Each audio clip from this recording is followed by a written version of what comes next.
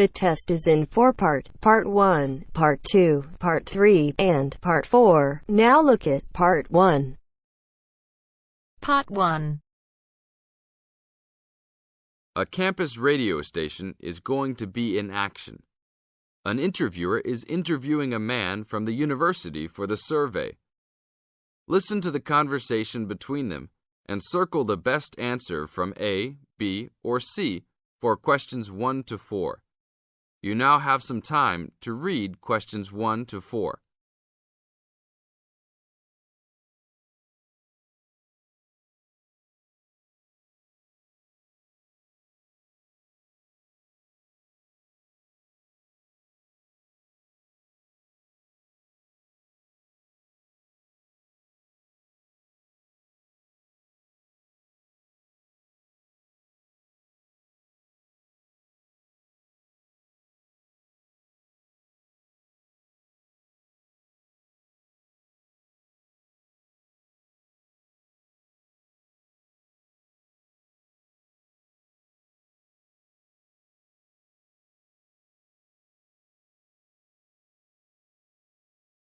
Now, we shall begin.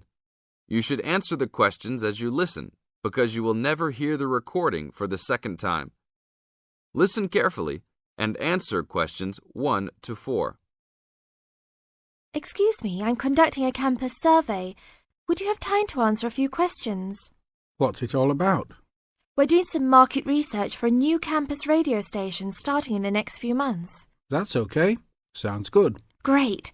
I'll just work through this form with you. And if we could start with some personal background information? Sure. Right. If I could have your age, please. 26. Okay, good. And are you a student, teacher, or in another job? Well, I'm a tutor, but I'm also a postgraduate student, so I don't know what you might call me. What do you think? Okay, well, I'm more of a teacher, really. Fine. And would you mind if I asked about your salary, or I could leave it blank? No, that's okay. It's $20,000 a year. Thanks. Right. Now about your current listening habits. What would you say is your main reason for listening to radio? Well, I'm usually busy during the day at work, so I usually only listen to the radio at night. It helps me relax and unwind, even if I'm studying. Good. And how many hours a day on average do you listen to the radio? Well, not a lot really. I'd say just over an hour all told. Now you have some time to read questions 5 to 10.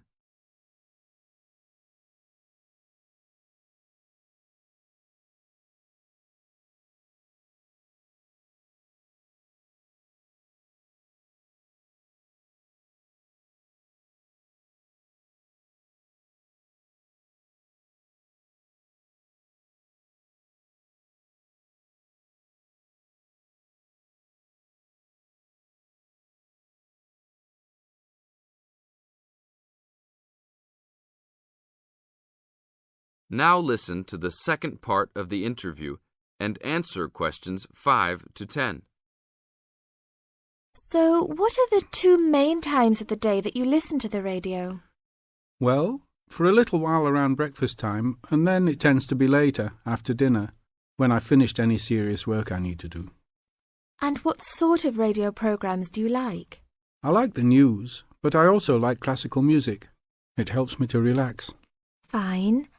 And turning to the new campus station, which type of programs would you prefer? I think the existing radio stations cater for my need for news. So I'd like to see programs about local information, providing a service to the campus community. And in the same vein, perhaps more for academic viewers, some lectures or relevant programs. I see. And if you had to give the new director some specific advice when they set up the station, what would you tell them? I think I'd advise them to be careful about the quality of the broadcasts. The sound system. There are a lot of radio stations and people can change their loyalty quickly if it doesn't meet their needs.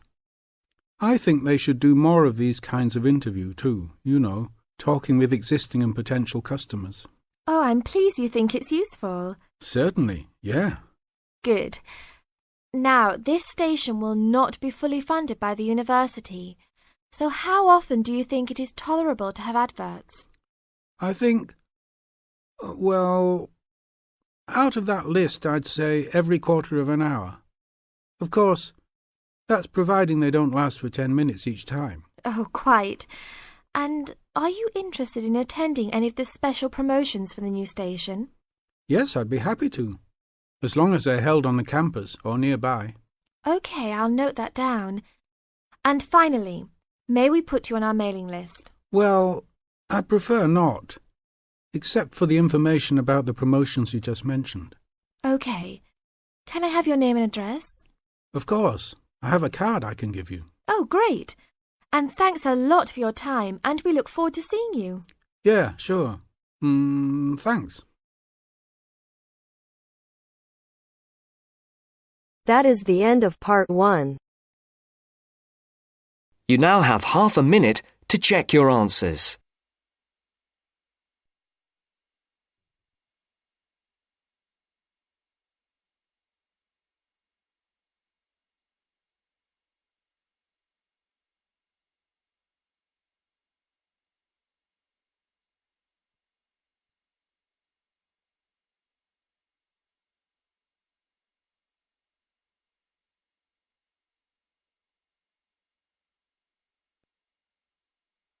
Now turns to part 2.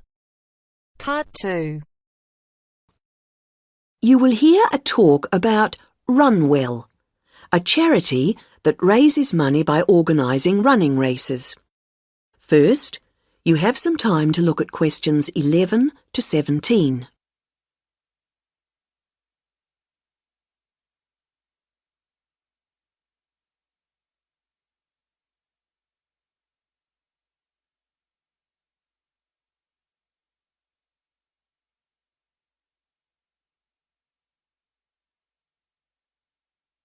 Now listen to the first part of the talk and answer questions 11 to 17.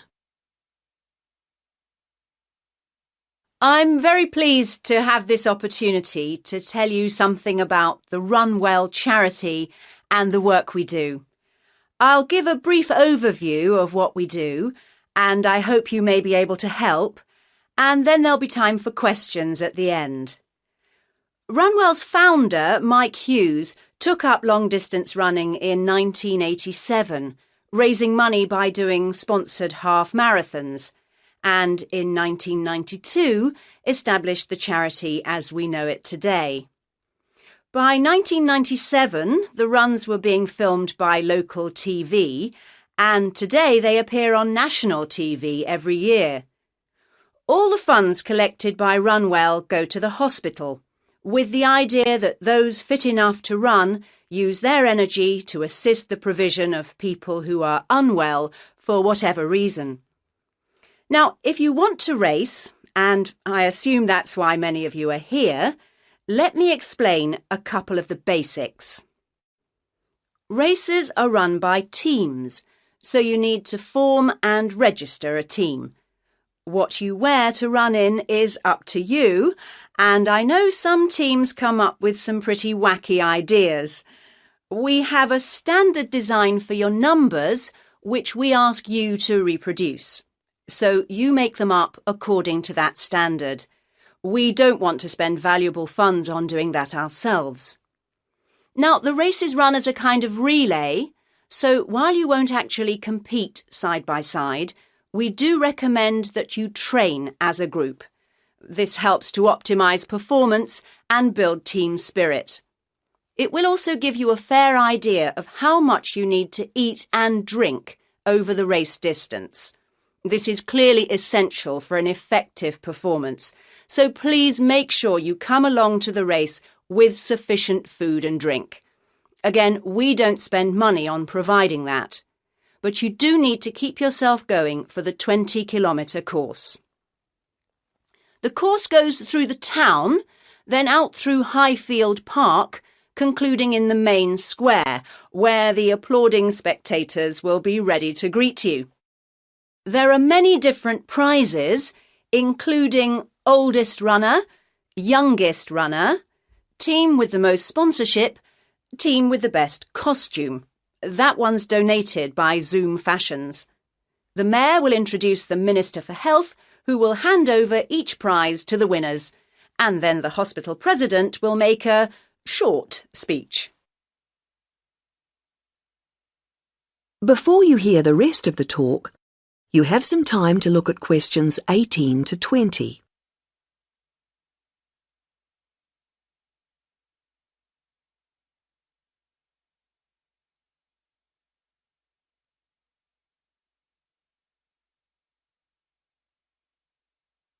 Now listen and answer questions 18 to 20. OK, that's the big race.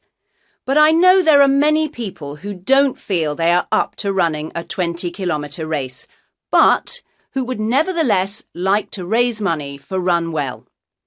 Over the years, we've had experience of many ways of trying to collect money, some very successful, others less so. Now, of course, 20 kilometres is too far for children to run. But there was a sponsored swimming event at the local school last year, and that did very well. People have also tried to organise food-based events, such as selling homemade cakes and bread and so on at the market. And there was a large picnic arranged in 4 Bright Gardens, although these events failed to justify the efforts put into them, though I'm sure they were very tasty. These days, so many people are out at work all day that going from house to collect money isn't very effective. But it is possible to raise useful funds by selling small promotional items, such as badges with the Run Well motif on them. We're currently checking to see if postcards, perhaps showing the race's winners each year, might also be a good idea or not. We do appreciate the efforts that have gone into selling second-hand goods, but to be honest, the returns have not been very high on this. One very dedicated group organised a team quiz recently, which went very well, and it would be good to see more such activities. There's also been talk of a concert, but we'll have to see how plans for that progress. Now, are there any questions at this stage?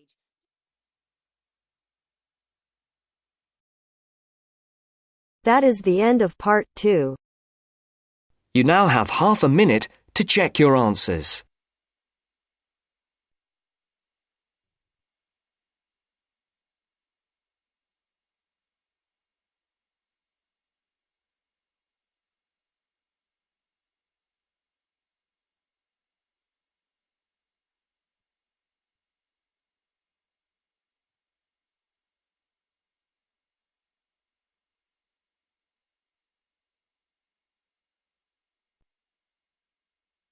Now turns to part 3.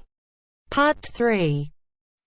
You are going to hear a tape recording of instructions and advice, which a woman called Martha has left for her friend John, who is coming to stay at her house and take care of it while she is away. First, you have some time to look at questions 21 to 24.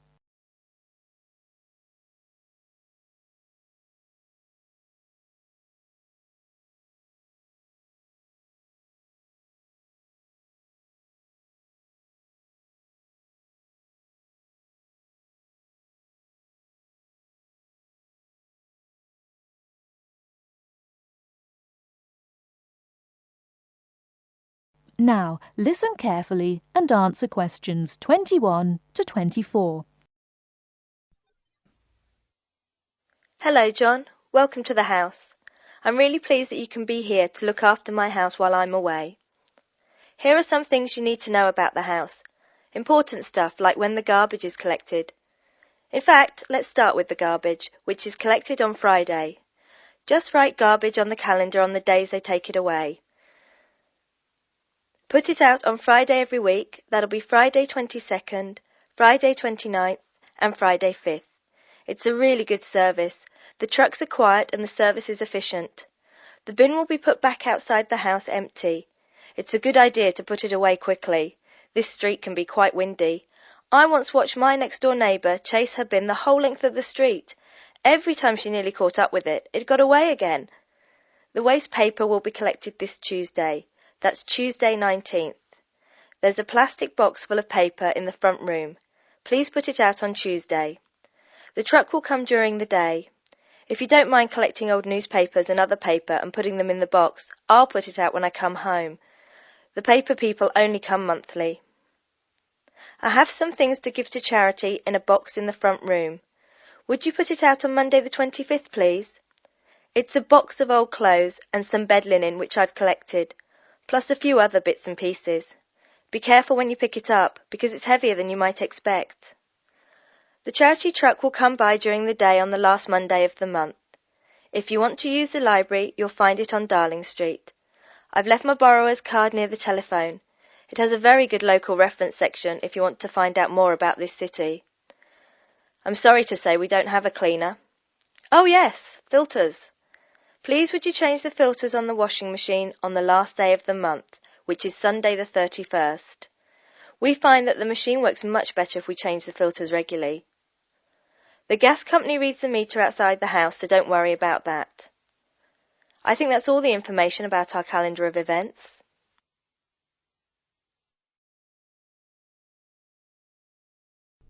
Before you hear the rest of the talk, you have some time to look at questions 25 to 30.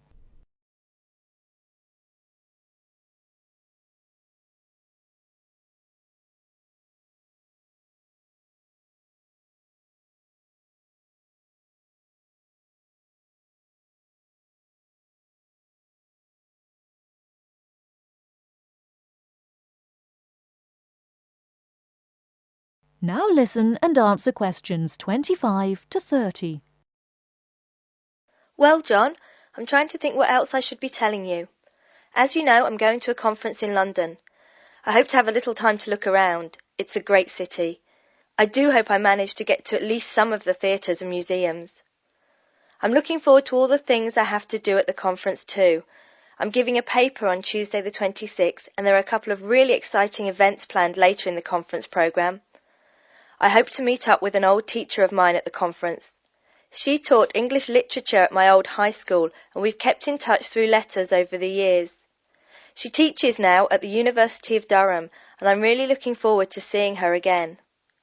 By the way, I expect you're hungry after your trip. I've left a meal in the refrigerator for you. I hope you like cheese and onion pie. Would you do me a favour, please? I haven't had time to cancel an appointment. It was made a long time ago, and I forgot about it until this morning. It's with my dentist for a check-up on Thursday the 28th. Could you please call the dentist on 816-2525 and cancel the appointment for me? Thanks a lot, John. One last thing. When you leave the house, make sure the windows and doors are shut and set the burglar alarm. The alarm code number is 9120, enter. Have fun. I'll see you when I get back. This is your friend Martha saying goodbye. That is the end of part 3. You now have half a minute to check your answers.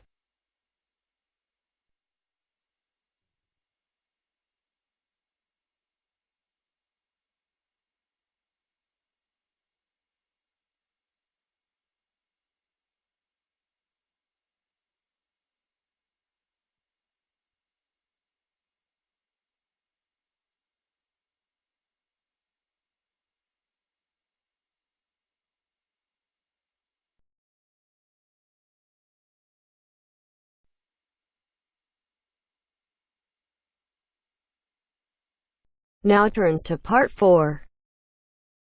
Part 4. You will hear an expert on birds talking about sparrows, one of the most common bird species in urban and suburban environments around the world. The expert discusses some possible causes for their declining numbers.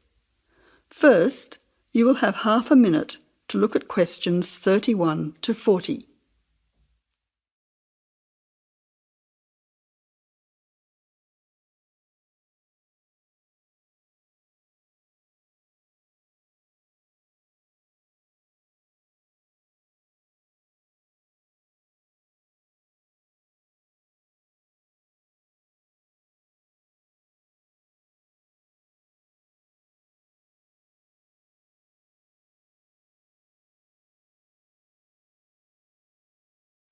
Now listen carefully to the talk and answer questions 31 to 40. Some people dislike sparrows and see them as annoying pests in their neighbourhood. Others see them as an interesting part of the urban environment. Love them or hate them, it could be that the familiar scene of these birds flying, hopping and chirping in our city streets will soon become a thing of the past. Until recently, there were so many sparrows around that people tried all kinds of methods to get rid of them. But it now seems that many people are starting to worry about the declining numbers of sparrows in many cities around the world. Over the past 20 or 30 years, sparrows have been disappearing throughout many parts of the world. In Britain, since the 1920s, the overall population of sparrows has declined by 92%. In London, they were once so plentiful that people who conducted regular surveys did not bother to count them because they were simply too common. Now there are none. This decline has also been recorded in some cities in continental Europe, parts of North America, and India as well. Some people will be surprised at this, as they probably still see many sparrows in their local neighbourhood. But whereas some suburbs may have large numbers of sparrows, in the next suburb there may be none. So, why are they disappearing rapidly in some areas, yet still exist in large numbers in others? Well, it is a bit of a mystery. Some say it is due to local issues. There are a number of factors here, one of which is harassment or predation. Other local animal species harass them, and domestic cats hunt them for food. Secondly, there is increased competition both for food and for nesting sites from other seed-eating birds in the neighbourhood. And thirdly, it is now more difficult for sparrows to make nests in modern buildings due to more effective modern building methods. Recent studies suggest that another reason may be related to a problem with the breeding success of the sparrows.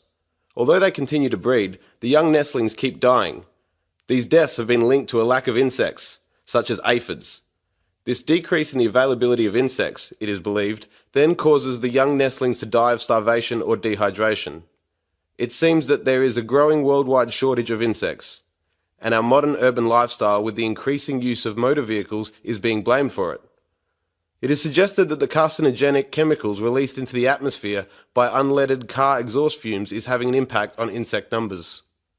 Another theory, which is thought to be affecting sparrow numbers, is connected to our technological advancement.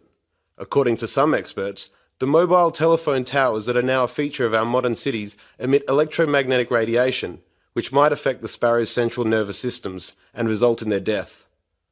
The evidence is only circumstantial, and sparrows still continue to thrive in some major cities. However, it is interesting to note that in the 1990s, the use of mobile phones and unleaded petrol skyrocketed, and both coincide with the period of the sparrows' declining numbers in many modern cities. That is the end of the listening test. You now have half a minute to check your answers.